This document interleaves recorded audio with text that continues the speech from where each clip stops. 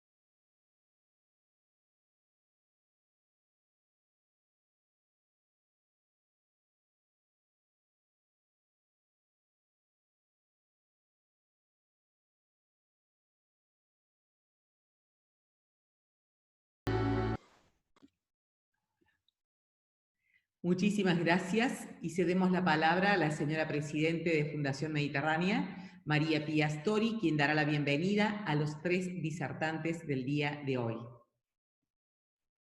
Muy buenas tardes a todos.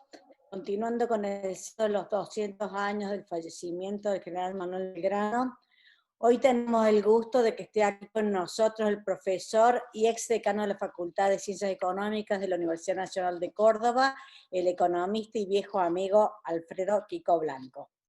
Se referirá a las ideas económicas de Manuel Belgrano y la Argentina actual. También estarán hoy con nosotros Carolina Beltramino y Marcos Cohen Arasi, ambos economistas del IERAL, quienes hablarán sobre maquinaria agrícola y sus perspectivas.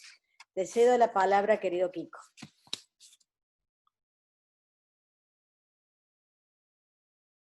Bueno, ahí tengo sonido, ¿no? Sí. Bueno, en primer lugar, muchísimas gracias. Muchísimas gracias a Fundación Mediterránea, a los colegas del IERAL.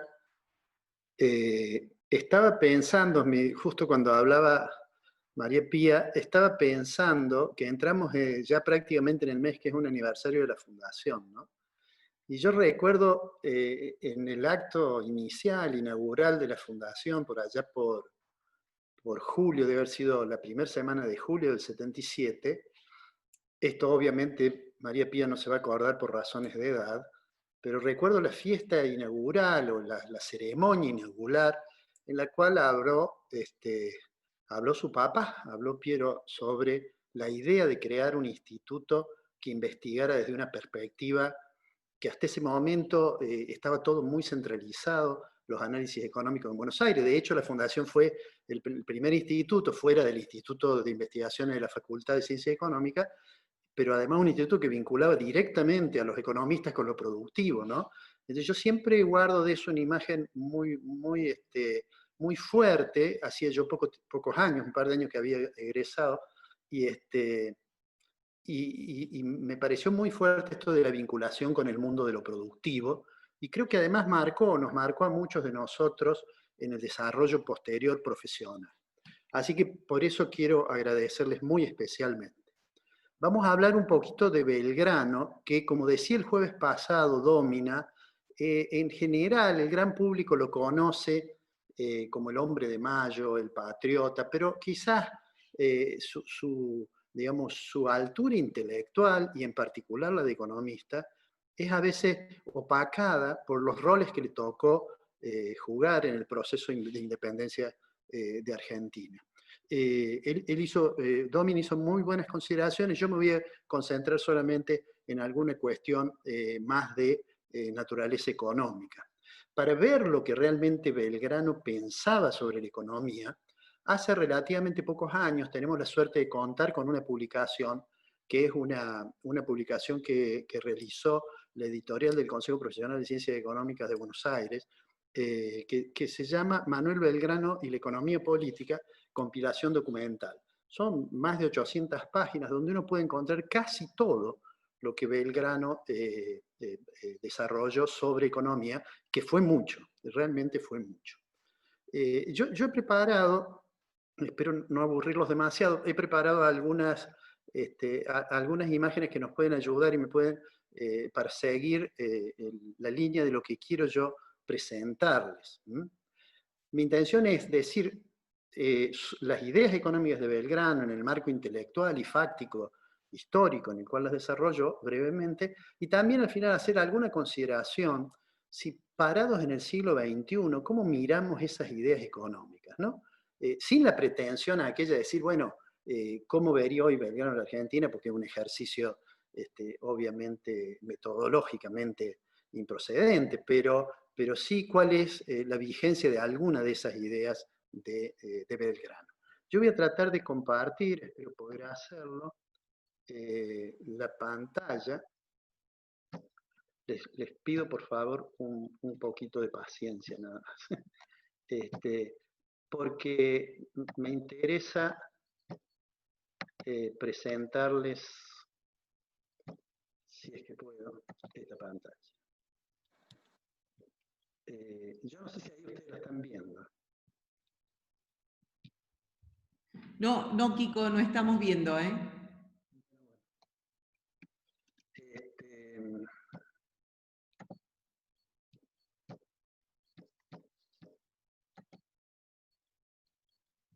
Tengo realmente una dificultad. Me habilitaron a compartir pantalla, ¿verdad? Sí, por supuesto, sí. Ok.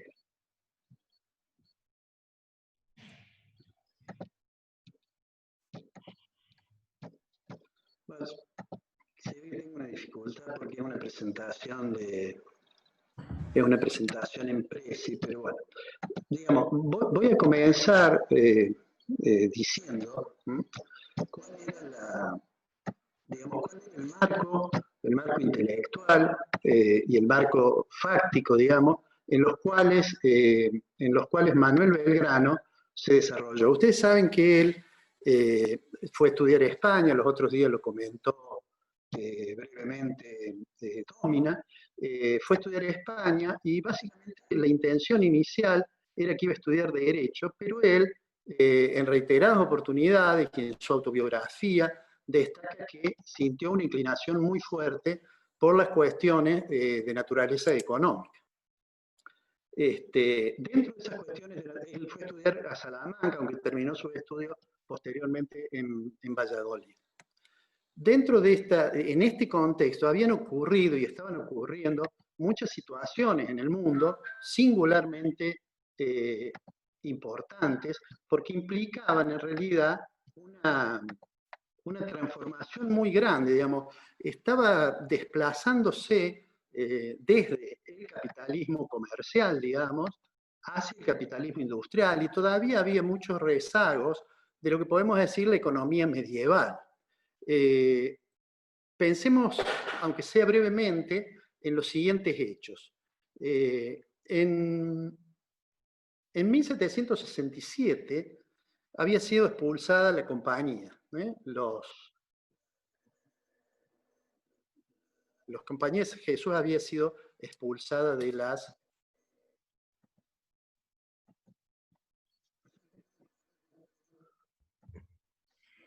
Kiko, perdón, Kiko, no se escucha. Me parece que estás tapando el micrófono. A ver, Ahí sí. ¿ahí me escuchan? Perfecto, ahí. Bueno, yo quería compartirles una pantalla Ahí está.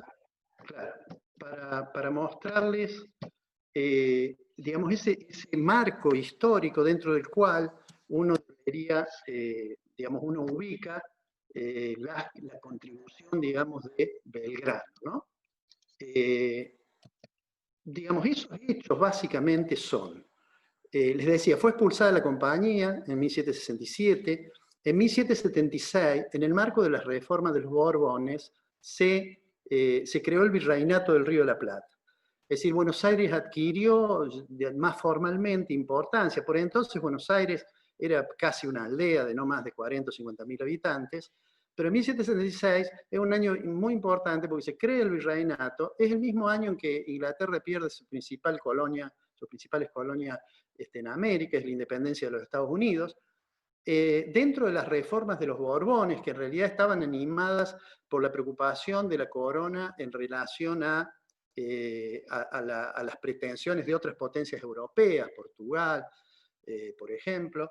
Entonces se creó el virreinato en 1778.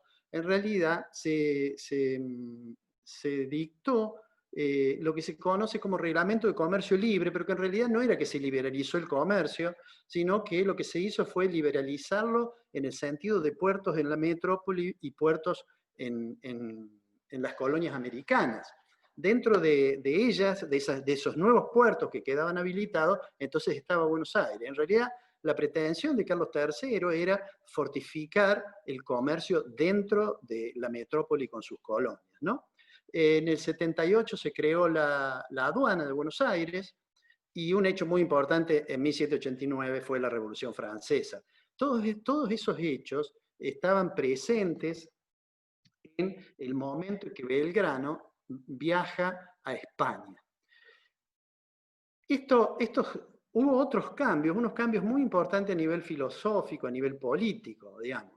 Desde las ideas de que el rey era rey por derecho divino y de la idea de las monarquías absolutistas, a las que adhería Francis Bacon, el fundador del empirismo, el paso siguiente fue hacia las ideas de Hobbes, del Leviatán, que seguramente recordarán que en realidad el Leviatán era la construcción del Estado por voluntad de las personas, pero que una vez que esto se establecía, había obediencia absoluta al Leviatán.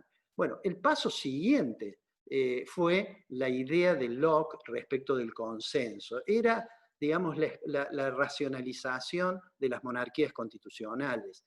Era darle, digamos, un marco en el cual uno puede comprender aquella llamada la gloriosa revolución de Inglaterra. Estaba cambiando el mundo y estaba haciendo su aparición gradualmente en el mundo de las ideas el individuo. Esos cambios venían a terminar con esos estados nacionales absolutistas que además habían tenido una doctrina económica, que era el mercantilismo. El mercantilismo era una doctrina económica heterogénea según los países, pero que era muy intervencionista. Por supuesto dependía de los países. El mercantilismo español era más metalista, porque le preocupaba que el oro que llevaba de las colonias no saliera de la península, mientras que el mercantilismo francés era más industrialista, porque Francia no tenía colonias para extraer metales preciosos y pretendía obtenerlos desarrollando su industria y vendiendo sus productos con valor agregado a España. El mercantilismo nace asociado a la idea de estados nacionales fuertes, de privilegios de monopolio para las compañías comerciales, y uno podría pensar en un modelo de mucha intervención como fue el de Colbert, el ministro, aquel célebre ministro de Luis XIV, que digamos que fortaleció el Estado francés en ese largo reinado de Luis XIV, pero con una fuerte intervención. Ahora, esa situación, ese contexto, en ese contexto es que viaja Belgrano a España con un hermano, viaja, obviamente Belgrano formaba parte de una familia muy acomodada que le daba la posibilidad de elegir una de las mejores universidades.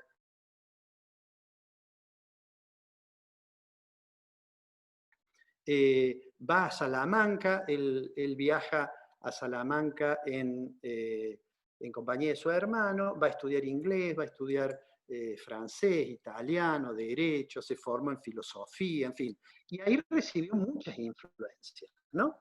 Yo digo, en economía, uno podría citar muchísimos autores, pero déjenme que mencione solo 5 de ellos. Uno es François Quesnay. François Quesnay fue el fundador de la fisiocracia, famoso porque editó en 1758 un cuadro que se llama Tableau économique, que básicamente era un análisis sistémico, es decir, la idea de un sistema donde estaban las clases sociales y cómo se distribuía la riqueza. Los fisiócratas fueron fuertemente liberales en lo económico, aunque en lo político fueran monárquicos.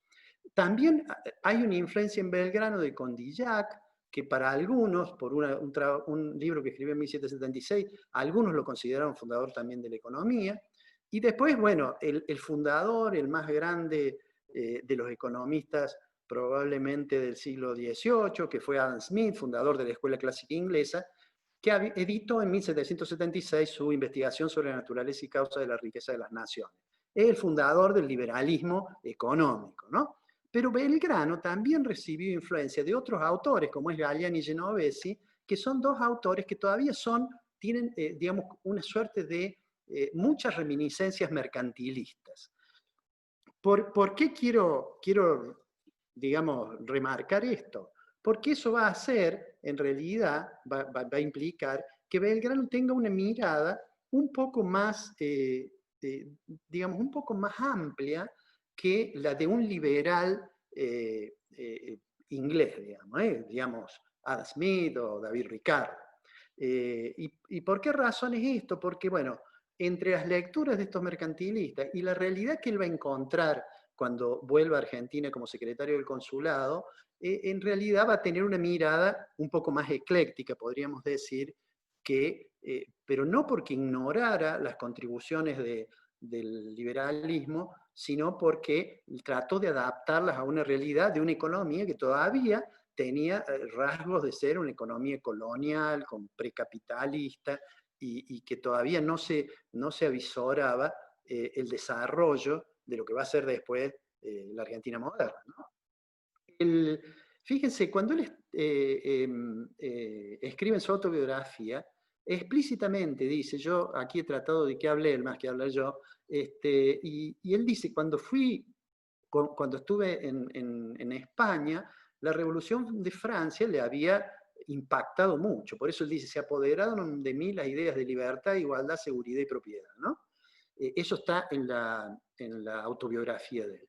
Cuando él terminó su carrera, en realidad él ya estaba más interesado en la economía y él cree que ese interés, digamos que ese interés fue tan importante que en 1790 lo nombraron presidente de una institución que se llamaba Academia de Derecho Romano, Política Forense y Economía Política de la Universidad de Salamanca. O sea, había sido una personalidad ya destacada antes de venir. Él va a regresar a Argentina en 1794. En enero de 1794, en el contexto de estas reformas borbónicas que explican el nacimiento del virreinato, el reglamento de comercio libre, en el marco de todas esas reformas, se había creado el consulado. El consulado, él es designado como secretario perpetuo del consulado. En ese consulado, en realidad, las funciones que tenía el consulado eran básicamente dos. Una era una especie de tribunal comercial, una especie de tribunal arbitral de conflictos entre comerciantes, pero la más importante para Belgrano era que tenía como una función que otros consulados anteriores no habían tenido, que era proteger y fomentar el comercio y la industria, ¿no? Esa era una función del consulado, de una de sus partes que se llamaba la Junta de Gobierno. Por eso cuando uno va a ver las ideas económicas de Belgrano, en realidad hay tres fuentes fundamentales. Dos traducciones que hizo, una en 1794 en España y una en 1796 ya estando en Buenos Aires. Luego están las memorias de ese consulado, es decir, anualmente el secretario daba una especie de conferencia, podríamos decir, donde presentaba los planes y la posición que tenía el secretario sobre muchos temas, y finalmente también algunas de sus ideas están en numerosas contribuciones que hizo al semanario El Correo de Comercio. Sobre esto, me parece que es importante, hago una breve digresión. En el consulado, cuando él llegó, se encontró con que los miembros del consulado en general eran comerciantes españoles, casi todos ellos, dice, y muy acostumbrados a los privilegios del monopolio, es decir, a pesar de que muchos de ellos tenían complicidades con el contrabando. Y eso, para aquellos que les preocupa mucho estas cuestiones de la grieta, en el consulado que fue secretario de Belgrano, él tuvo varios problemas porque se formaron como dos países de esta capital colonial, digamos, que era Buenos Aires, abrirlo y terminar con el monopolio del comercio con la metrópoli, y otros que eran partidarios de mantenerlo, ¿no? Y eso se ve reflejado en muchos de los escritos, de Belgrano. Bueno, pero entonces esas son las tres fuentes. Quiero decir una cosa sobre las traducciones, que ha sido bastante importante. Miren, ese es el facsímil de las dos traducciones que hizo Belgrano, ¿no? Una es una traducción de un trabajo muy conocido del líder del oficiócrata, François Quesnay, que se llamaba Máximas Generales de Gobierno Económico de un Reino Agricultor, y allí figura que el traductor, y que fue publicado en España, ¿no? No hace mucho tiempo se encontró, el único ejemplar que había de ello, lo encontró un profesor de español, que es Hermann Lluch, que además se lo brindó, lo trajo a la Argentina, ¿no? Belgrano tradujo esto y también tradujo lo que uno podría decir fue el primer manual de economía que se imprimió en el Río de la Plata, se imprimió en la imprenta de los Niños de Expósito, que básicamente ese trabajo tiene dos trabajos incluidos, ¿no? Un texto que se supone en realidad que es de Dupont de Nemours o de Mercier de la Rivière, otro fisiócrata, que se trata de, digamos, explicaciones sobre las ideas fisiocráticas. Y ahí me detengo en esto. Muchas veces se lo ha presentado a Belgrano como un fisiócrata. Los fisiócratas, como les decía recién, surgen a partir de la publicación del Tableau Économique en 1758, en realidad tenían mucha influencia en Versalles, y la idea básica era que la agricultura era el único sector que producía excedente neto.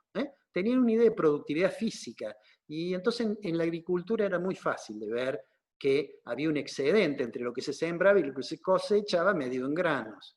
Esa idea fue la idea que hizo que hubiera un reclamo en favor de la agricultura en Francia, porque ustedes saben que en Francia, durante el periodo de Colbert que mencionábamos recién, hubo mucha intervención y la idea del Estado francés era, como me quiero industrializar para tener balance comercial favorable con España y obtener oro y metales preciosos, como yo lo que pretendo es lograr eso, tengo que desarrollar mi industria.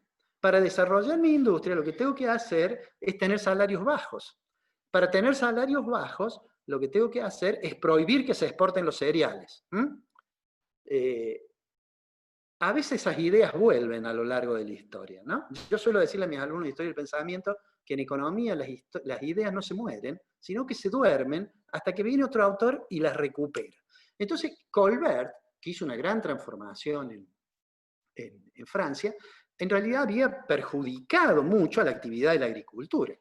Es más, a principios del siglo XVIII hay un autor que no es muy mencionado, que es Le Pensant de Boillevert, que criticándolo a Colbert y al exceso de impuestos sobre el campo, tuvo una frase que es muy interesante. Él dijo, las tierras mal cultivadas, las tierras abandonadas, he allí el cadáver de Francia. Porque había como una reacción de ese sector. En realidad, antes de la Revolución Francesa, hubo intentos de reforma, en particular cuando Turgot, un ministro que tenía mucha simpatía con la fisiocracia, intentó reformarlo. Pero bueno, en realidad la Revolución Francesa terminó con la fisiocracia y con toda su influencia en el Palacio y en Versalles. Tenían mucha influencia, que era un protegido de aquella favorita famosa que se llamaba Madame de Pompadour. Pero, bueno, volviendo a lo que les quería decir, Belgrano conoció a los fisiócratas, pero no era un fisiócrata. ¿Por qué? Porque además conoció a Adam Smith, y además la diferencia entre Smith con los fisiócratas, a pesar de que Smith en su libro le dedicó frases muy elogiosas a Quesnay, en realidad la idea era que no solamente se producía valor en la agricultura, y entonces, y Belgrano eso lo percibía muy nítidamente. Bueno, entonces él hizo estas traducciones que vemos y estudió con detalle estos dos escritos. El segundo escrito, donde digo hay alguna discusión sobre la autoría del segundo escrito que forma parte de la publicación que hizo acá, de estos principios de la ciencia económica. En realidad los principios de la ciencia económica eran del Magreb del Magreb de Baden, pero el otro trabajo no se sabe muy bien de quién es. Hay alguna discusión, un profesor célebre de la Universidad de Buenos Aires, Fernández López, ha dicho que podría haber sido de Dupont de Nemours o podría haber sido ese segundo trabajo de Mercier de la Rivière. Bueno, pero ese es un detalle para el historiador.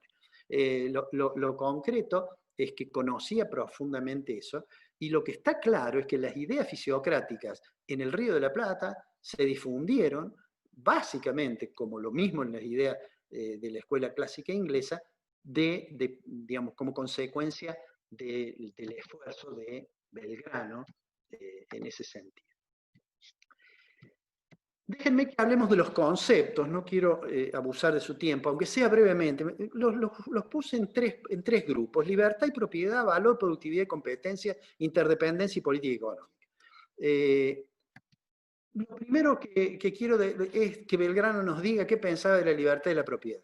Y allí tienen, en una nota que está en el Correo de Comercio de 1810, dice que fue una de las últimas cosas que iba a escribir, porque después le tocaron responsabilidades de otro tipo. En definitiva, lo que dice es que al hombre no se le puede decir lo que tiene que hacer, sino que dice, bueno, en realidad hay que dejar que él decida.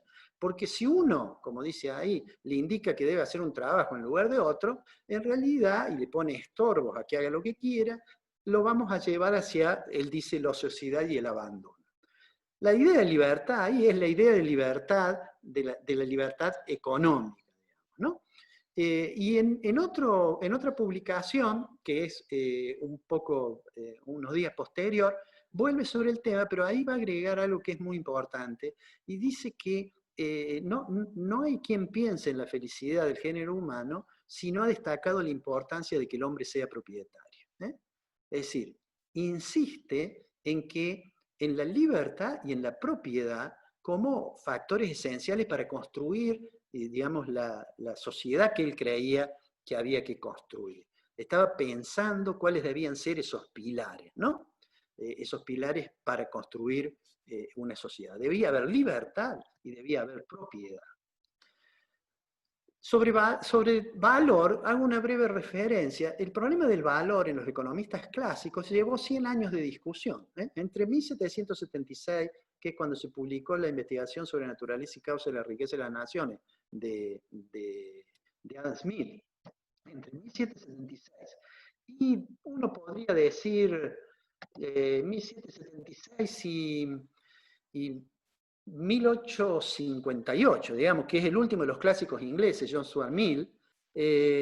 Los economistas discutieron mucho sobre el valor. ¿Por qué discutieron sobre el valor? Digámoslo brevemente. Porque trataban de explicar este fenómeno. Estaba emergiendo la sociedad, el capitalismo industrial de Inglaterra, los hombres se admiraban ante la capacidad de reproducción de bienes materiales, y había que entender por qué se cambiaba una cosa por otra. Adam Smith, en un libro anterior a La riqueza de las naciones, que ya lo había hecho famoso, que es la teoría de los sentimientos morales, había dicho que había un móvil de la conducta humana que era la propensión al cambio. Así como había otro que era el deseo de libertad, había otro que era la conciencia de la propiedad, había 7 móviles de la conducta humana. Uno era este de trocar una cosa por otra. Entonces los economistas preguntaron por qué las cosas se cambian en la relación que se cambian. Y intentaron discutir esto. En el Smith, una teoría dice, bueno, las cosas se cambian en función de la cantidad de trabajo que cuestan, o en función del trabajo que tienen. Bueno, esa teoría del valor se discutió, digamos, hasta una revolución teórica que se pasó de la idea de valor objetivo a la idea de valor subjetivo hacia 1870, se conoce como revolución marginal, pero entre 1776 y 1870, y casi yo podría decir hasta 1890, que es cuando apareció publicado los principios de Alfred Marshall, diríamos que se discutió sobre el valor. Después se abandonó esa idea, ¿no? Bueno, Belgrano no discutió mucho sobre el valor, pero sí tenía una idea de los precios, y planteó el tema de los precios desde una perspectiva que ya no tiene nada que ver con el pasado medieval. En el pensamiento escolástico se discutía si el precio era justo o si el precio era injusto, si se podía prestar interés o no prestar interés. Esas son las cuestiones que discutieron los pensadores escolásticos. Uno lee Santo Tomás en la Suma Teológica, siglo XIII, ¿no? Y dice, ¿se puede vender una cosa a mayor valor de la que se compró? Bueno, es un problema ético y de justicia. No, Belgrano opina sobre problemas que tienen que ver en realidad estrictamente con los precios. Y no desarrolló prácticamente el tema del valor.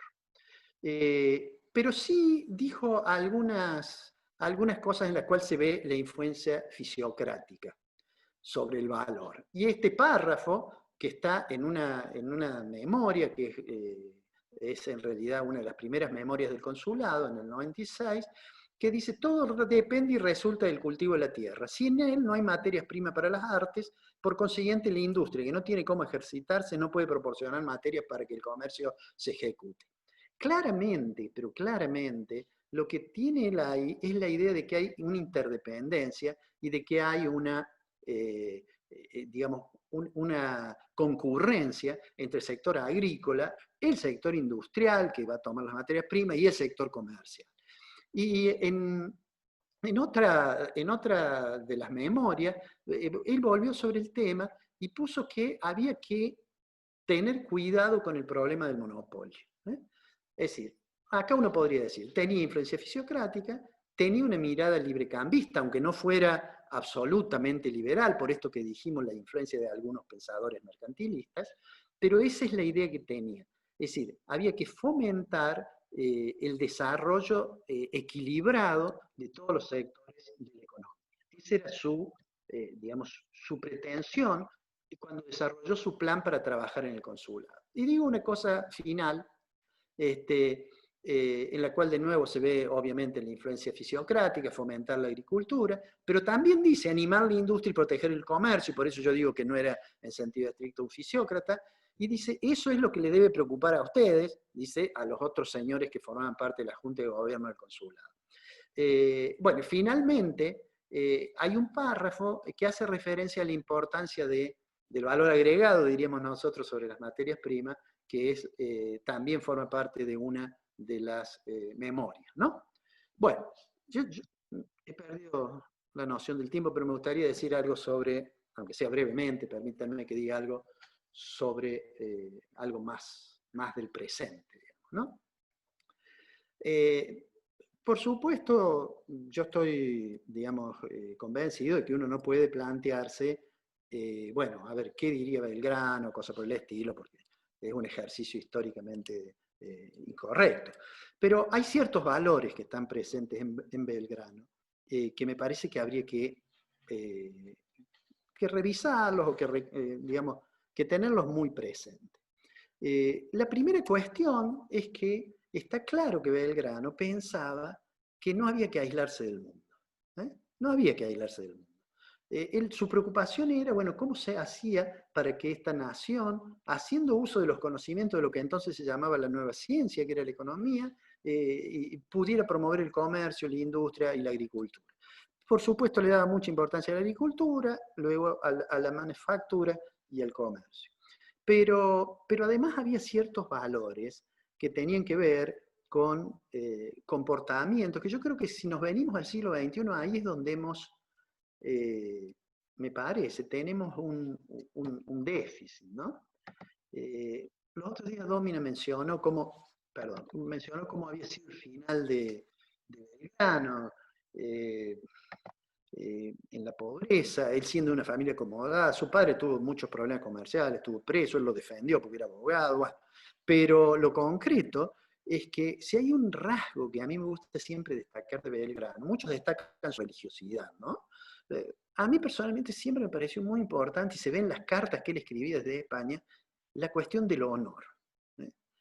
Y a mí me parece que ese es un valor que, como consecuencia de tantas turbulencias que hemos tenido en nuestra historia posterior, se ha perdido bastante. Y eso da lugar a comportamientos que son, no solo que son condenables desde el punto de vista de la ética, sino que además terminan teniendo costos desde el punto de vista de lo económico. Entonces, desde el punto de vista de los valores, me parece que uno debería reivindicar eso. Digo, esto de integrarse al mundo, él tenía la idea de que ese mundo que se estaba insinuando, ustedes piensen que estamos hablando a principios del siglo XIX, o sea que, digamos, la economía del virreinato no era la economía de un país capitalista central como Inglaterra, que ya había protagonizado transformaciones muy importantes en sus instituciones, pero él creía que se podía, digamos, pensar en esa sociedad. Y para eso, él creía que no había que aislarse del mundo y que le daba mucha importancia a lo productivo. Eran las dos cuestiones, a mí me parece, que motivaban eso. ¿Por qué traigo esto para decir, y con esto termino, algo sobre el presente?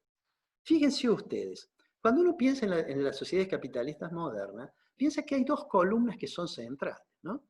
Una es el intercambio, y eso fue lo que motivó el surgimiento de los primeros estudios de los economistas, la sorpresa de la producción material, y la otra es la propiedad.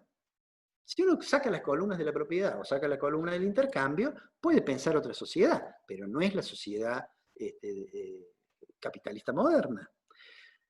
Y yo pensaba cuando Marcelo Capello me desafió que dijera algo sobre Belgrano, y además me desafió que no fuera demasiado largo, yo me entusiasmo, pero pensaba, digo, en el siglo XXI, en Argentina, todavía hay personas que discuten la propiedad, pero no discuten la propiedad si es la propiedad romana del uso, abuso de la cosa poseída, o si es la propiedad con la responsabilidad social de la doctrina social de la Iglesia. No, discuten la propiedad como en su existencia, ¿no? Por estos días ha habido alguna discusión sobre eso. Pero, y además, el otro elemento importante es que en lo productivo Belgrano tenía claro que había una interdependencia de factores. Que no se puede pensar que el driver, el que conduzca el crecimiento, va a ser un sector de la economía. A mí me parece que esas dos cosas estaban muy claras. Y él englobaba todo eso dentro de un concepto que además es central, que afortunadamente no se cuestiona, al menos hasta ahora, que es el concepto de la libertad. Entonces él decía, los hombres en libertad deben tener propiedad y deben ser productivos. A tal punto creía eso, que eso dio lugar a que su visión de la educación, que fue muy importante, no vamos a hablar hoy, tenía mucho que ver con lo productivo. Decía, tenemos que crear escuelas de agricultura, por ejemplo. Casi como una especie de adelanto de lo que fueron los reclamos de las políticas de género, Belgrano decía, hay que educar a niños y niñas, para que las niñas no tengan esa ociosidad que hoy tienen, que solamente están destinadas a permanecer haciendo tareas domésticas, ¿no? Digo, en eso Belgrano soñó algo que para mí, junto con otros, ¿no? Uno no puede ignorar a quien lo reemplazó en la Secretaría del Consulado un par de veces, que era su primo Castelli, o a Vieites, ni mucho menos, por supuesto, tampoco a Mariano Moreno. Pero todos esos hombres probablemente terminaron con una cierta tristeza. Yo suelo decir que ellos eran conscientes que las condiciones que había en estas tierras no iban a dar para seguir un desarrollo como ellos desearían. Y eso me parece que en una frase lo dijo Castelli. Castelli, el orador de Mayo, que paradójicamente tenía un cáncer de lengua, pero cuando estaba muriendo, miró a su alrededor y dijo, si lo ves al futuro, dile que no venga. Y el futuro, después de Mayo, en realidad para Argentina fue muy dura. Tuvimos la guerra civil primero, y en realidad, hasta que Mitre triunfara, no tuvimos la unidad nacional, que se comenzó a construir la Argentina moderna. O sea, pasaron muchas décadas, ¿no? Quizás la lección debería ser que tenemos que tener paciencia. Si me dicen, ¿y qué diría hoy Belgrano? Belgrano diría que por suerte, una parte del futuro vino rápido y se fue. Y comenzó otra Argentina, que era la Argentina moderna. Pero no me pregunten qué diría Belgrano hoy del futuro, porque me da miedo que repitiera la frase de Castelli. Bueno, esto es lo que quería comentarle. No sé si me pasé en el tiempo, pero lo que pasa es que yo, cuando hablo de historia del pensamiento, es como que hiciera un viaje y me olvido. Así que discúlpenme si demoré mucho. Muchas gracias. Perfecto, muchísimas gracias. Ahora, como la señora Pía presentó a los dos expositores, les damos la palabra a ellos. Primero Carolina Beltramino, sobre maquinaria agrícola, situación actual y perspectivas. Muchas gracias, Miriam.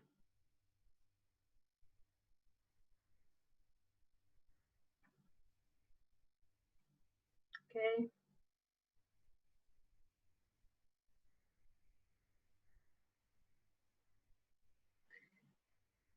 Perdón. En mi caso puntual no voy a hablar de maquinaria agrícola, sino que voy a hablar de la situación actual del mercado mundial de carnes y las perspectivas, ¿sí?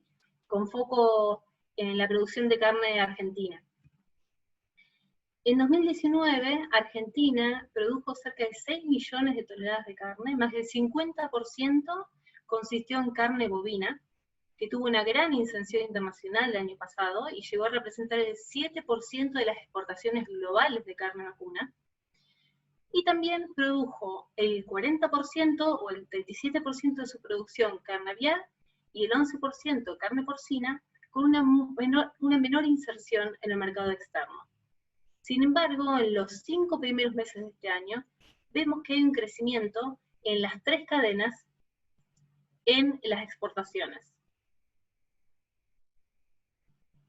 Y lo que nos vamos a enfocar en esta presentación es evaluar cuáles son las perspectivas a lo largo del año. En primer lugar, vamos a hablar del fenómeno más relevante en términos de impacto en el mercado mundial de carne bovina, que es la peste porcina africana. La peste porcina africana tiene un impacto muy significativo porque lo que hizo fue reducir la producción de carne porcina en 20 millones de toneladas desde el 2018 hasta ahora. Pero lo más significativo del caso es que esa producción no estaba en el comercio global de carnes. Esa producción era para abastecer la demanda interna de China.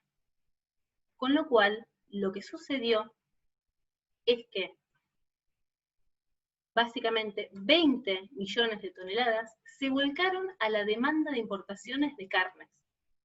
Y para tener un orden de magnitud, ese volumen equivale a 2,4 veces todo el volumen de carne de cerdo que fue comercializado en 2018. Es imposible abastecer, no con carne porcina. Con lo cual lo que genera es una atracción hacia el resto de las cadenas de demanda de importaciones. Y por el otro lado, también tenemos otro efecto que genera una caída en el nivel de procesamiento, en el nivel de producción de carne bovina, que es el COVID-19. El COVID-19 afecta el mercado global de carne vacuna, porque a partir del distanciamiento social y de cierre de frigoríficos, se genera una menor capacidad de procesamiento de carne fina, de carne bovina, porcina y aviar, de los 3 tipos de carne. Y asimismo, se enfrentan las cadenas a distintas dificultades logísticas que son complicadas de solucionar. En primer lugar, el cierre de frigoríficos genera interrupciones en las cadenas de producción. Y esas interrupciones, además de generar desabastecimiento, tienen consecuencias hacia atrás en la cadena de producción, generando caídas en los precios de la hacienda. En la medida en que los sistemas sean más intensivos, tendrán más dificultades para poder tolerar ese tiempo adicional que deben conservar la hacienda.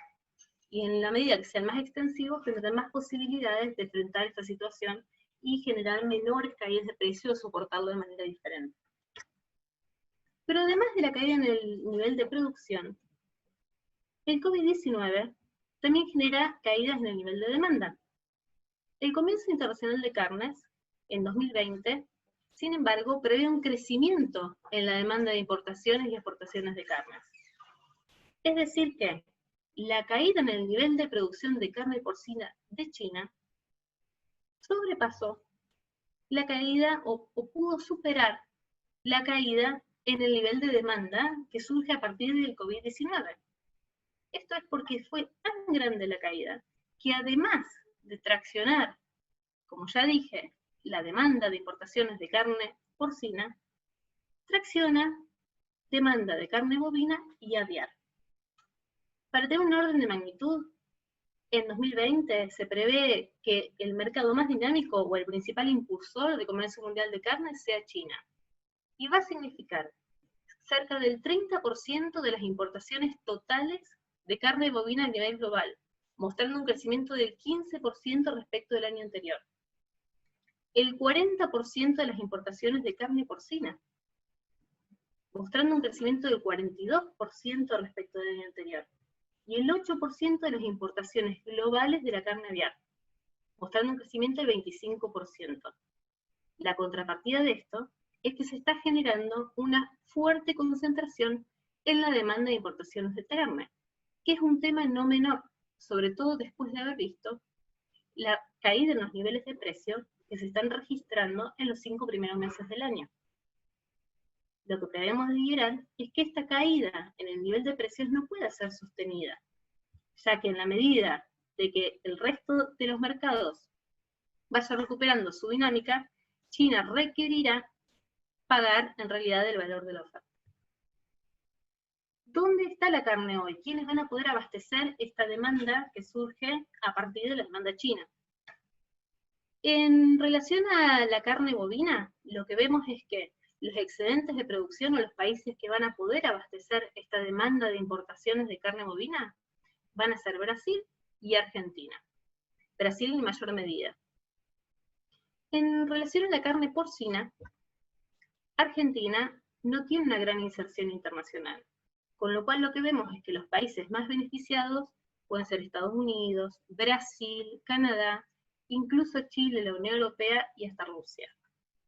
Y en relación a la carne aviar, vemos nuevamente la presencia de Brasil como gran exportador de carne aviar.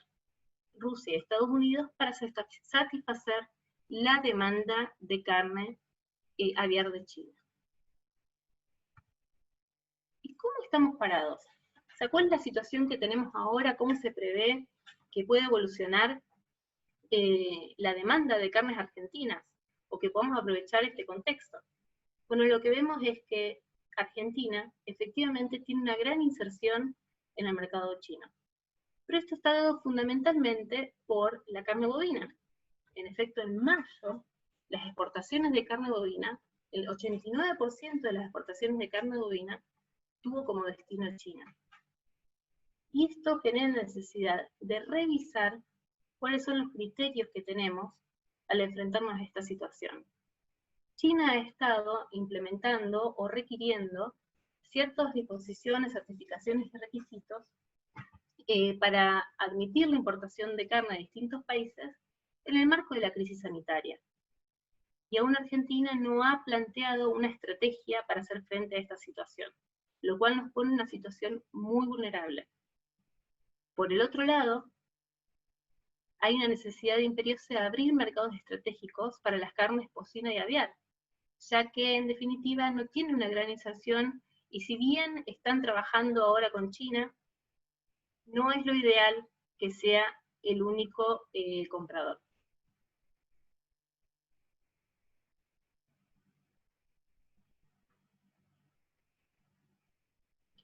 Hacia el futuro, lo que vemos es que la experiencia de la mesa de carnes fue muy interesante desde el punto de vista institucional. Ha permitido en efecto que las cadenas de producción de carnes en Argentina, la bovina, la porcina y la aviar, crezcan de manera complementaria. Sería un desastre en realidad si permitiéramos nuevamente que se tomen medidas como se han tomado de control en el comercio de carnes para poder abastecer al mercado interno cuando esto no es necesario. Lo que ha hecho esta mesa de carnes es dar una visión complementaria de la cadena, donde el sector que produce carne aviar y carne porcina están creciendo de la mano del consumo interno, mientras que la carne bovina está aprovechando los incentivos que genera el mercado internacional. Por el otro lado, es necesario prever las barreras de entrada que van a surgir. Es un tema recurrente la necesidad de asegurar la sostenibilidad de la producción, y es necesario tener una actitud proactiva ante estas discusiones, sobre todo sobre el cambio climático, porque ante una demanda más acercada, más concentrada, nos ponemos en una situación vulnerable si se cierran los mercados. Finalmente, y también en el marco de una demanda que está concentrándose y que se prevé que continúe así en los próximos 2 o 3 años, es necesario ser competitivos, aumentar la productividad y ser competitivos en costos. El poder que tiene el gran comprador que es China para renegociar los contratos obliga a revisar continuamente las posibilidades de acomodar los costos de producción y generar mayores niveles de productividad para poder ser competitivos en el futuro. Esos niveles de productividad, sobre todo en la ganadería bovina, ya están analizados y diagnosticados, y muchos tienen que ver con el uso de forrajes para permitir mayores tasas de destete y mayor capacidad de engorde. Y en eso también le doy pie a Marcos Cohen, que va a hablar de la maquinaria agrícola, que es un insumo fundamental para la producción agropecuaria. Muchas gracias. Marcos Cohen, muchas gracias Carolina. Adelante Marcos Cohen, por favor.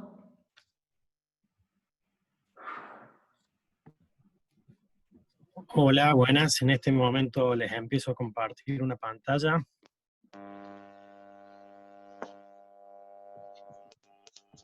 No sé si ya se está viendo, para confirmarles. Sí. Muy bien. Retomo las palabras también del profesor Blanco, que hablaba de la importancia que la Fundación históricamente le ha dado al productivo, para presentar aquí una breve reseña de los resultados de un trabajo que ha sido muy voluminoso y que tiene que ver con esta esencia de reconocer el valor de lo productivo, especialmente en este caso un sector industrial con fuerte presencia en el interior del país. Lo primero, entonces, disculpen que tengo que hacer las menciones del caso. Hay un enorme agradecimiento a todas las entidades que dieron el apoyo para que este estudio se pudiera hacer, como la CAFMA, como la AFAMAC, y tanto el Ministerio de Producción de Santa Fe, como el Ministerio de Industria, Comercio y Minería de Córdoba, y a su vez también el Consejo Federal de Inversiones a nivel nacional, ¿sí? Asimismo, todo lo que voy a comentar no hubiera sido posible sin un equipo que no puedo mencionar a todos, pero conformó a gran parte del equipo del IERAL. Lo primero que vale la pena destacar de estos primeros resultados que les quiero mostrar, que son información estructural, es cómo hicimos el trabajo y por qué. lo principal que nos propusimos fue hallar información para darle visibilidad a un sector que a veces está un poco oculto en la estadística, porque no tiene sede, generalmente, en Ciudad Autónoma de Buenos Aires, ni en el Gran Buenos Aires, sino en el interior de Buenos Aires, en el interior de Santa Fe y de Córdoba, y por eso resulta difícil reconocer su verdadera importancia. Entonces, básicamente, construimos un universo de empresas, junto con las cámaras y antecedentes que existían, formulamos un cuestionario para llegar a todas ellas y hacerles consultas. Hicimos un gran trabajo de campo, que aquí la síntesis gráfica que yo les quería plantear es lo que nosotros estuvimos haciendo desde las oficinas, tratar de indagar acerca de la realidad de un sector y lo que estaba ocurriendo en el mismo momento en las fábricas, en donde las personas que a veces nos tenían que dar la información, tenían que suspender alguna tarea verdaderamente productiva de manejo de herramientas, de maquinaria, con lo cual eso dio una característica muy interesante, muy de la impronta de este sector, absolutamente productivo y que para la población urbana a veces no es tan reconocido. Entonces, con esa impronta pudimos reconocer a la totalidad de las empresas que conforman este sector productivo, y yo les quiero mostrar algunos de los principales resultados para que también tengan más visibilidad. La presento en orden alfabético, ¿sí? Provincia de Buenos Aires es una provincia que tiene una actividad industrial de esta rama industrial de maquinaria agrícola y agropartes, que agrupa a 163 empresas que están principalmente en localidades dispersas, ¿sí? 163 empresas en localidades dispersas como 9 de Julio, Tandil, Pergamino, Colón o hasta Tres Arroyos, bastante desconectada de lo que habitualmente uno entiende que agrupa la mayor parte de las industrias de la provincia, ¿sí? Que es el Gran Buenos Aires. Es una primera información que no es tan conocida. Y las dos principales provincias en materia productiva para este sector son Córdoba y Santa Fe. En el caso de Córdoba pudimos confirmar la existencia de alrededor de 400 empresas, 398. Ya teníamos un estudio previo de Córdoba, con lo cual esto no nos sorprendió para nada, donde las principales zonas productivas básicamente incluyen San Francisco, Marcos Juárez, la propia capital, pero sobre todo el este de la provincia, ¿sí? Y en particular hay una región sumamente densa en materia industrial, que es la que limita con Santa Fe al sureste de la provincia. En el caso de Santa Fe también verán, hay una gran concentración en torno a la Ruta 9 y algo más también en el sur de la provincia, y las localidades que se destacan allí son Armstrong, Las Parejas, la propia Rosario, pero también Venado Tuerto y Firmat. Allí identificamos 533 empresas que participan de la producción de maquinaria agrícola y agropartes, ¿sí? Y una gran cantidad de localidades en donde esta producción tiene presencia, que es lo que lo hace un sector tan interesante desde el punto de vista federal y desde el punto de vista productivo, ¿sí? Lejos de las capitales en general, es decir, no tanto en Cava, sino en las provincias, como Santa Fe y Córdoba, no tanto en Cava, sino en el interior de la provincia de Buenos Aires, tampoco en el Gran Buenos Aires, y en el caso de Córdoba y Santa Fe, no tanto en la capital, sino en las localidades más pequeñas, es decir, no tanto en la ciudad de Santa Fe o en Rosario, sino en Armstrong, Las Parejas, y como dije en Córdoba, no tanto en la ciudad de Córdoba, sino en las localidades medianas del este provincial, como Marcos Juárez, San Francisco, Monte Maíz, que vamos a hacer una mención también en unos instantes, porque hay localidades en las que la actividad realmente es un sostén de una porción muy significativa de la población. Llegamos a estos cálculos, que nos parece que son los más acertados. 44% de las empresas de este sector se encuentran en Santa Fe, 33% en Córdoba, entre ambas suman el 77%, 14% en provincia de Buenos Aires, y en el resto del país, si bien no pudimos hacer un relevamiento tan exhaustivo como en las 3 provincias centrales para esta producción, identificamos alrededor de un 9% de empresas, que son 108 empresas más, ¿sí? Lo que está aquí en el cuadro.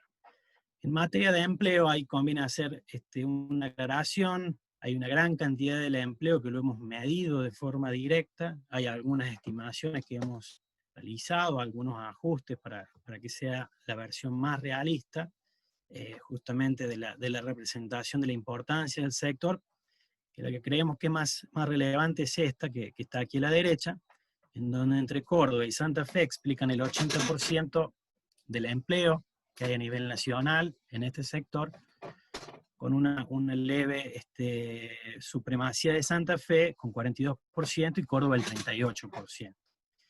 A partir de este estudio, obviamente, nos proponemos profundizar, obviamente, la necesidad de este sector productivo, de su potencial.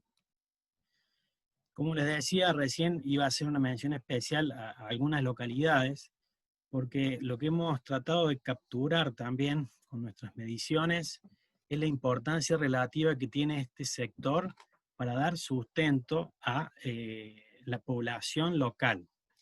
Es decir, como yo les mostré hace unos instantes, tanto Córdoba como Rosario, ciudades centrales de las provincias de Córdoba y Santa Fe, aparecen con una gran cantidad de empresas, pero si uno mira el aporte al empleo que generan en esas ciudades, son minoritarios esos aportes. En cambio, en las localidades medianas, en las localidades pequeñas en algunos casos, tenemos una representación muy grande del empleo que genera el sector en el total de la población.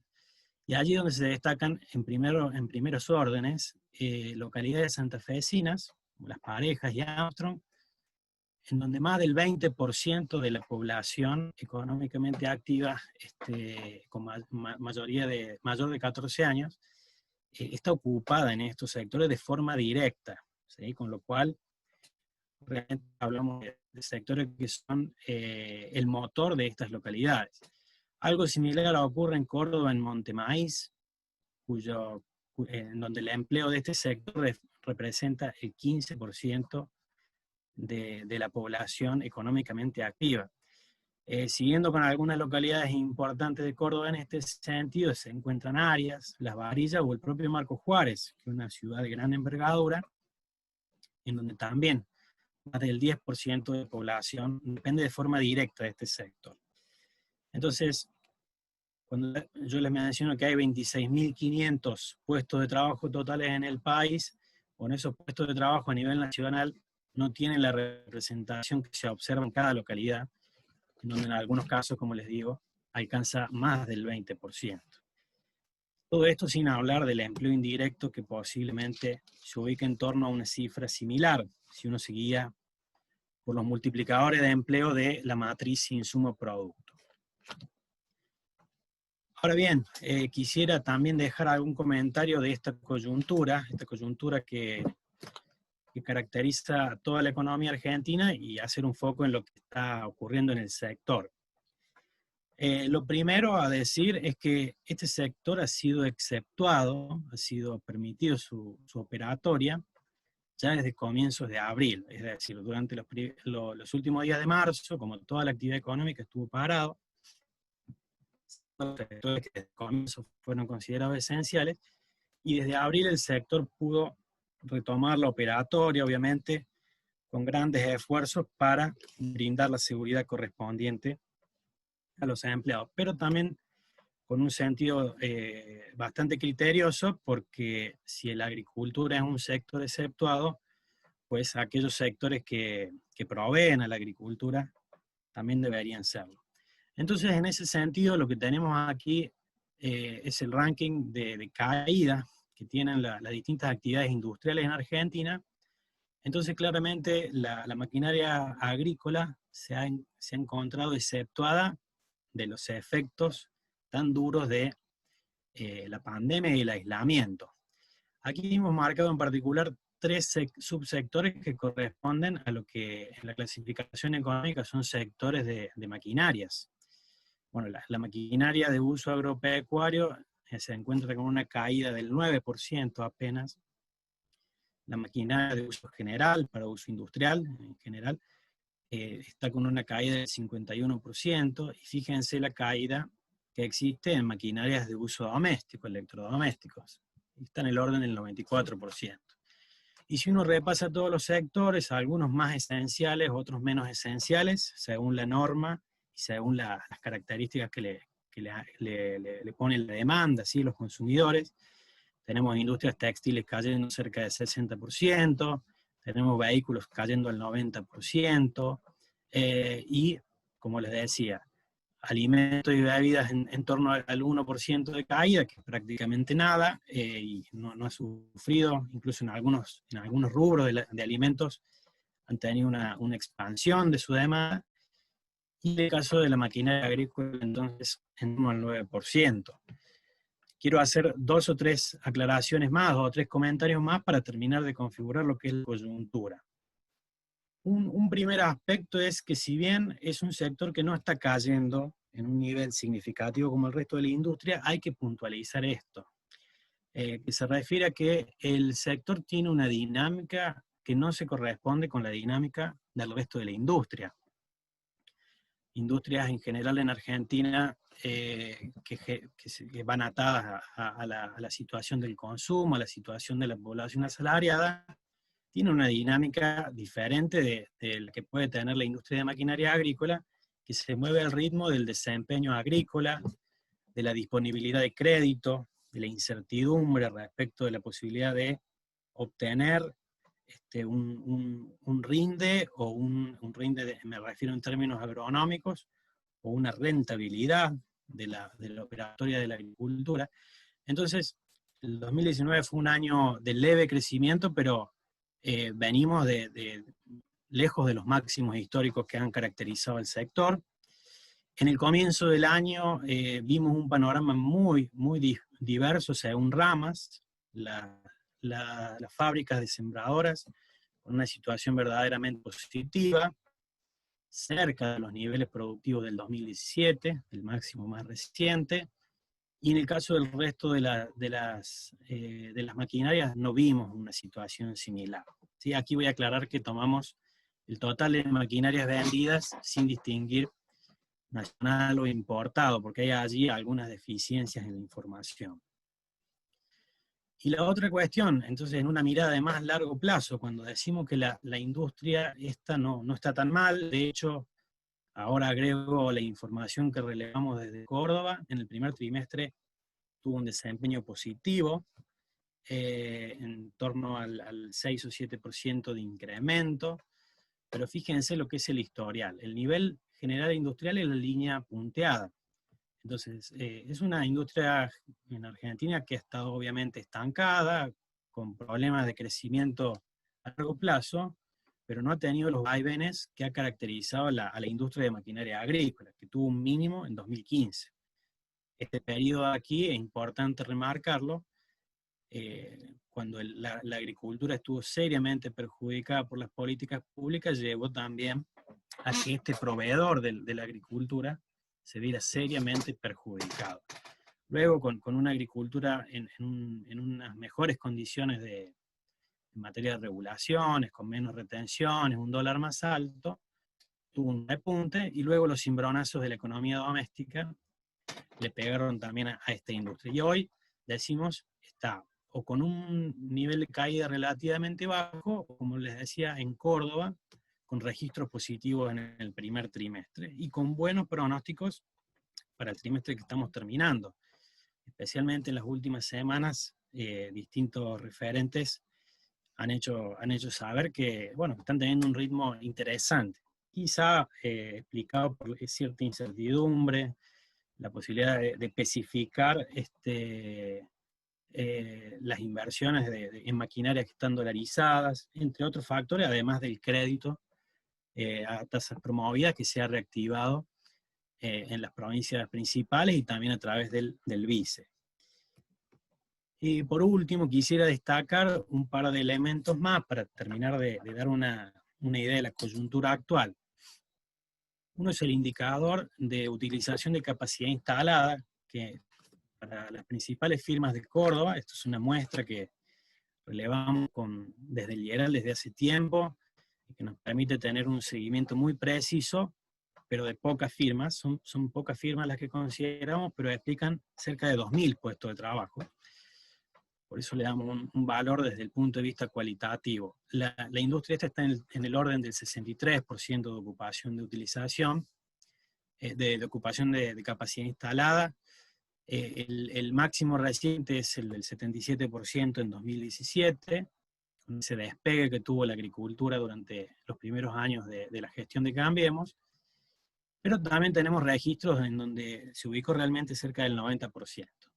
El segundo trimestre va a levantar este indicador, vamos a esperar un poco para obtener los datos, pero ciertamente tenemos una situación mucho mejor que en el promedio de los últimos años, sobre todo muy superior a los niveles que tuvo en 2015, el mínimo histórico de esta serie, y mejorando en el segundo trimestre con seguridad. Y el otro factor que vale la pena destacar en esta coyuntura es que es un sector que siempre ha protegido su recurso humano desde el punto de vista que es muy escaso, la mano de obra altamente calificada y también con un arraigo muy importante en las localidades donde tiene presencia, con lo cual, si a eso le sumamos que en general para un sector productivo que provee al agro, uno debería pensar que existirían perspectivas de largo plazo bastante razonables para esta producción.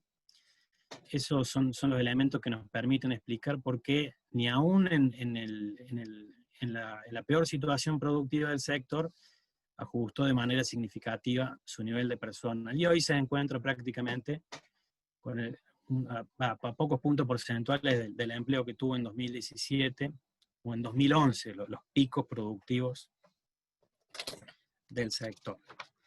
Entonces, en síntesis, lo que les quería compartir es, primero, que el sector se encuentra en una situación verdaderamente diferente, intermedia, ¿sí? No es un sector que haya tenido bloqueada su demanda, al contrario, el sector agrícola ha estado plenamente activo. Es un sector que no ha tenido severas restricciones del lado de la oferta, pudo trabajar desde abril. Y por supuesto el año agrícola, digamos, no es un año récord, pero es un año bueno, es un año que tuvo relativamente buenos niveles productivos y, bueno, y ciertas expectativas favorables también en materia posiblemente de precios. Acompañó el crédito, como dije, y con ello tenemos esa configuración de un sector muy relevante en el interior, muy federal, como les dije, porque tiene esa impronta que no se ve en otros sectores de una gran incidencia en localidades medianas. Y por último, poner de relieve la importancia de este estudio que se ha realizado hace escasos meses, se ha terminado de difundir, con un esfuerzo grande a nivel de cámaras, instituciones que dieron colaboración y por supuesto del equipo técnico del Lieral para llevarlo a cabo en 3 provincias, por supuesto al mismo tiempo. Así que bueno, con eso me despido y les agradezco la atención. Perfecto, muchísimas gracias. Ahora vamos a las preguntas. Primera pregunta para el licenciado Alfredo Blanco, de parte de Jorge Vasconcelos. Buenas tardes, ¿me escuchan? Perfecto. Alfredo, muchas gracias por el esfuerzo que hiciste de síntesis para ubicar en tiempo y espacio a Belgrano. Voy a ser el único que te va a decir Alfredo esta tarde. Mencionaste el escepticismo o el pesimismo, quizás de Belgrano, Castelli en aquellas épocas. Quería, si podías extenderte un poquito al respecto de lo que pueden haber sido las causas de ese pesimismo. O sea, entiendo que organizar aquello fue muy difícil porque no se podía recaudar, terminaron recaudando sobre comercio exterior porque las tierras fiscales no eran tan fiscales. En fin, ese federalismo asimétrico que hemos tenido en estos 200 años, quizás tuvo sus primeras pujas en aquella época, y seguramente tus conocimientos nos van a ayudar a entender mejor algunas de las razones de ese escepticismo que planteaste al finalizar tu presentación. Gracias. Bueno, digamos, yo creo que los hombres de Mayo se enfrentaron, en primer lugar, con una realidad muy distante de la realidad de donde surgían ideas para transformar la sociedad, ¿no es cierto? El virreinato era un espacio que había adquirido cierto peso relativo a Buenos Aires, pero que no tenía para nada, digamos, las relaciones en el mundo colonial, obviamente, no eran las relaciones ni las instituciones necesarias para la Argentina moderna, a tal punto que después de 1810, bueno, Argentina entró en una guerra, tuvimos una guerra civil, y en realidad hasta que se constituyó la Unidad Nacional, porque incluso cuando se dictó la Constitución 53, todavía siguió algún tiempo desintegrada la nación, por un lado la provincia de Buenos Aires, por otro las provincias, hasta que finalmente después del triunfo de Mitre se fijan, ¿no es cierto? La unidad nacional es una condición, yo diría, necesaria para construir un capitalismo moderno. De hecho, la historia europea mostraba que cuando se disolvió el orden feudal, cuando la partición de poder que había caracterizado a la Edad Media se transitó hacia un poder central, inicialmente basado en la idea de un orden por voluntad divina, o de un orden natural por voluntad divina. Bueno, acá nada de eso existía. De hecho, ya existía, sí, tal como decís, Jorge, una contradicción entre estos hombres de Buenos Aires y lo que fueron las reacciones del interior, hablando de, yo digo, las primeras décadas del siglo XIX. Después de 1810 tuvieron que salir a disciplinar provincias en las cuales, provincias, usando la expresión actual, de ciudades, en las cuales había reacción. Entonces, se demoró mucho. Yo creo que los hombres de Mayo hubieran soñado con instaurar una institución y una economía en línea con lo que fue el desarrollo de los países europeos. Pero bueno, de eso existía una clara posibilidad, ¿no? Y eso me parece que es lo que explica, yo creo que cierta tristeza en el final de la vida de estos próceres, creo yo, porque en realidad el suceso de Mayo, tuvieron que pasar 6 años hasta que se declarara la independencia, con miradas disímiles entre aquellos que aspiraban a decir, bueno, tendríamos que tener una monarquía, y se inscribían ahí hombres importantes, el carlotismo, digamos, la princesa Carlota, que tenían más cerca, además, en la proximidad, lo que pensaban, bueno, lo mencionó Domi los otros días, la idea de un rey inca con una monarquía suavizada, descendiente de Pacamaro, en realidad, y finalmente, lo que finalmente se concretó a partir de la independencia, pero que todavía demoró, y la unidad nacional se consolidó en realidad después de la unión de todo el territorio, y se inició ese camino que fue la construcción de la modernidad, de la Argentina moderna, ¿no? Y eso está muchas décadas después de estos hechos. Lo que a mí siempre me admiró de Belgrano y de Moreno es que, digamos, cómo fueron capaces de tomar las ideas dominantes, las transformaciones que había habido por la Revolución Francesa, el nacimiento de la economía, etc., y tratar de adaptarlas a una realidad que era claramente muy distinta, ¿no? Muy diferente. Y me parece que eso los terminó, de alguna manera terminaron abatidos, porque el sueño de ellos seguramente era una sociedad más moderna que la que alcanzaron a ver. Perfecto, muy bien. Ahora la señorita Susana Merlo para Carolina Beltramino. No, quería saber qué rol le asignaba al Instituto de Promoción de Carne Vacuna, porque mencionó solo la cadena de la carne, y tengo entendido que los estudios más importantes sobre el mercado de carne lo hace el instituto, y no la cadena, hasta ahora por lo menos. Sí, muchas gracias. El Instituto de Promoción de Carne Vacuna está específicamente destinado a promocionar la carne bovina. La mesa de las carnes lo que hace es tener una contemplación distinta de las cadenas de carnes en general.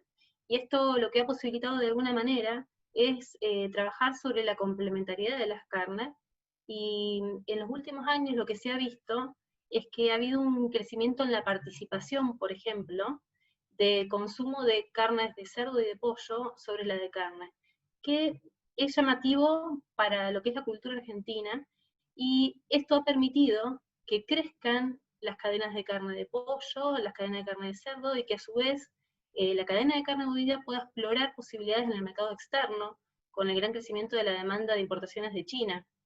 Me parece interesante adoptar esa perspectiva porque no se ha visto antes, y da una posición más fuerte a la cadena. Por eso hincapié en esta experiencia institucional que me parece que tuvo buenos resultados.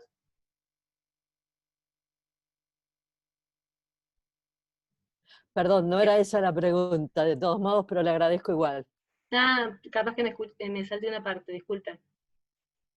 Bien, muchísimas gracias. Ahora una pregunta para Marcos Cohen Arasi de parte del Consejo. ¿Qué necesita el sector para ser competitivo a nivel internacional y desarrollar todo su potencial? Bien, muchas gracias. Y bueno, lo que necesita cualquier industria en Argentina es un punto de partida, es decir, reglas de juego claras, por supuesto tratar que la economía en su conjunto opere con los menores costos reales de producción. Me refiero a que tengamos infraestructura equivalente, suficiente, reducción de impuestos distorsivos, que todavía quedan varios, y algunos pueden llegar a revivir también en el contexto de la pandemia y de la escasez de recursos.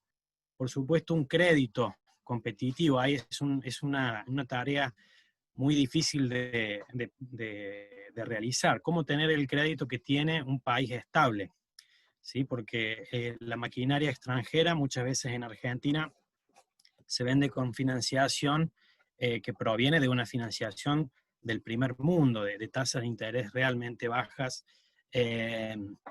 y Argentina no tiene eso, no tiene crédito de largo plazo. El Banco de Desarrollo todavía no podemos decir que esté reconstituido, el BICE tiene algunas líneas, pero todavía muy pocas, y por supuesto todos los insumos deberíamos tenerlos a precios competitivos para que este sector se desarrolle. Ahora, también vender maquinaria en el mundo es complicado, entonces es un ejemplo, me parece, este sector de aquellos en los que la articulación público-privada, como ya ocurre con los desarrollos del INTA y el apoyo para la participación en ferias, obviamente ayudan a posicionar este sector en el mundo, que realmente es un gran desafío poder vender maquinaria desde Argentina al mundo.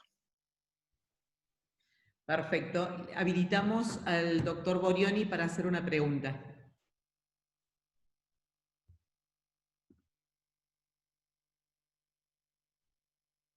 Juan Pablo Borioni, por favor, adelante.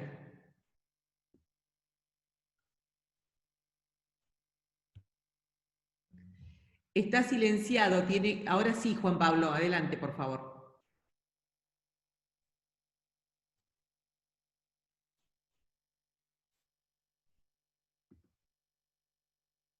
No se lo escucha, pero mientras tanto vamos a saludar también al presidente de Bancor, al doctor Daniel Pillar, que está presente en esta Zoom. Muy buenas tardes, ¿cómo está Daniel? ¿Qué tal, Miriam? ¿Cómo estás? La verdad, disfrutando enormemente esta reunión. Muchísimas gracias por invitarme y, por supuesto, ha sido una satisfacción enorme escucharlo, Alfredo Blanco. Aparte no soy doctor, pero bueno, soy licenciado nomás, pero la verdad, muchas gracias. Yo comparto la necesidad de tener un esquema de financiamiento de las ventas de maquinaria agrícola que sea permanente en el tiempo, porque si no estamos parando y arrancando continuamente. Y bueno, no soy yo quien va a señalar, solamente recordar la importancia que tiene la industria para la industria de la maquinaria agrícola para nuestra región. Lo que quiero comentar es que desde Bancor estamos permanentemente buscando posibilidades para profundizar el financiamiento de las ventas de maquinaria agrícola. Y estamos trabajando en eso, por supuesto, pero todavía no tenemos un mecanismo favorable a la vista. Así es, muchísimas gracias. Le damos la palabra a la señora María Pía Astori para hacer el cierre de esta reunión. Bueno, muchísimas gracias a todos, un placer, tanto Alfredo como Carolina Beltramino y Marcos, muchísimas gracias a todos y bueno, esperemos encontrarnos la semana que viene en los próximos Zooms. Un beso a todos, cuídense. Muchas gracias.